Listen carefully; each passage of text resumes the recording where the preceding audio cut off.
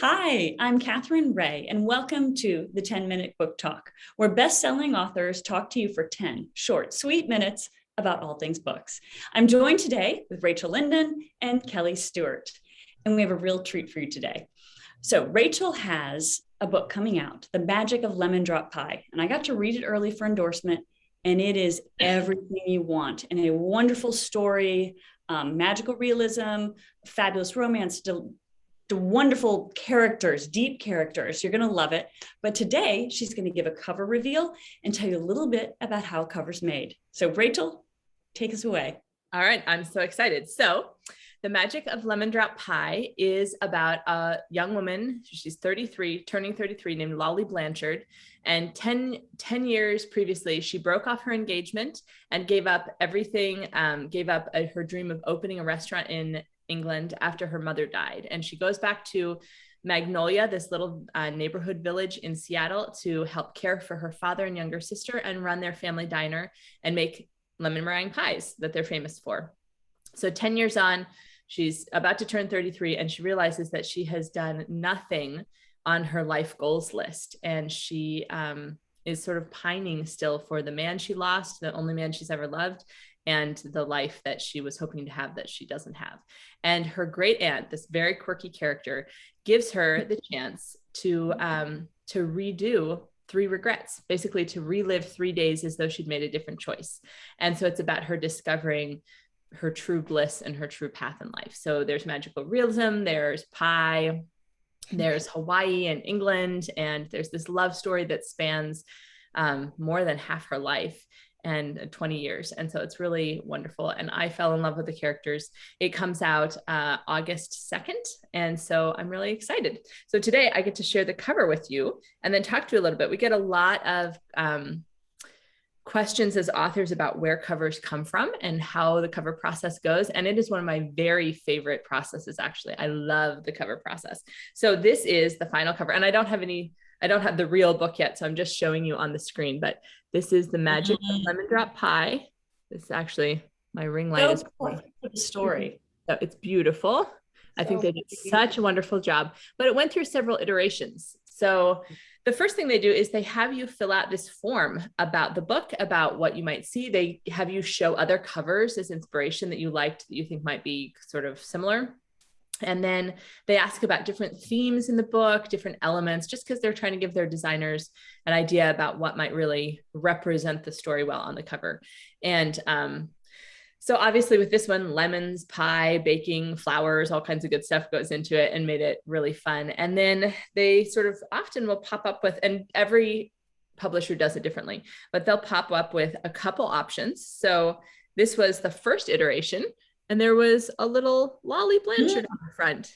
And then they said, you can also have it in green, which is kind of fun. But I love the purple because it's my favorite color, the periwinkle. So we went with periwinkle. And then we sort of went back and forth about, do we have a person? Do we not have a person? And so the next iteration, there was no person. There was a pie, which was also cute, delicious, yummy. We went back and forth about that. And then at the end, after several more revisions and rounds, we decided, let's just stick with the lemons and the flowers and the rolling pin and the cheerful yellow letters. There's a little pie in the corner, right?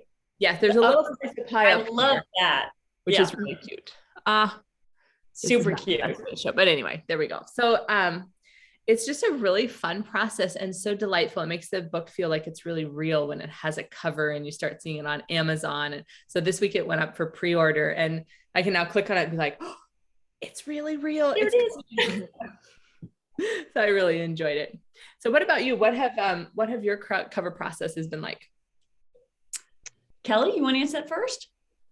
Sure. So I feel exactly the opposite of you. I find the cover process extremely stressful. I love it so much. It stresses me out. And I think it's because, we like to say you don't judge a book by its cover, but that we judge books by their cover. So it's so important. And I just get so nervous because I have lots of thoughts and ideas, but none of them are super cohesive. And so I'm probably a cover designer's worst nightmare, because I'm like, it could be like this, or it could be like this. And I think this would look great. And then they send me stuff. I'm like, no, that's not what I was thinking. No, it's not that. And so, so for my books, generally I have found it's kind of like wedding dress shopping. I found like they send me the first iteration and I'm like, okay, I mean, that's cool, but like, what if that's not good enough? And so then they'll do like 5 or 6 or 7 more. And then we end up going back to that first one and being like, no, that was actually the right one. And so for my upcoming book, it was somewhat similar to that, where like the first iteration was really probably the best. And we ended up making tweaks to it. But it's always a roundabout, and I'm always very, very grateful for patient cover designers, because I am just so nervous about it. But I will say I have loved every one of my covers, even after all the like stress of going through it. I always end up really loving the cover. You've had beautiful covers too. Yeah. Well, I've lost sleep over them, so I'm glad you said that.